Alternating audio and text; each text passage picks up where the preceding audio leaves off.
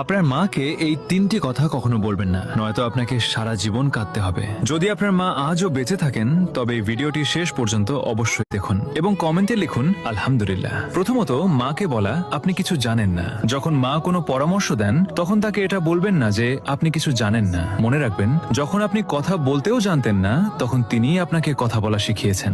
দুনিয়ার সবচেয়ে বড় অভিজ্ঞতা যদি কারো কাছে থাকে তবে তা আপনার মায়ের কাছে আছে।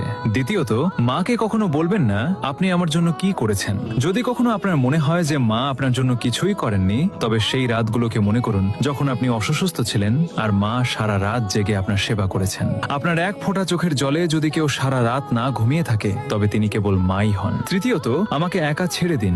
রাগের মাথায় মাকে কখনো বলবেন না আমাকে একা ছেড়ে দিন, কারণ একদিন তিনি সত্যিই আপনাকে চিরদিনের জন্য একা ছেড়ে চলে যাবেন। তখন আপনি চাইবেন কেবল একবার তার সাথে কথা বলতে, কিন্তু তখন অনেক দেরি হয়ে যাবে। যদি আপনার মা বেঁচে থাকেন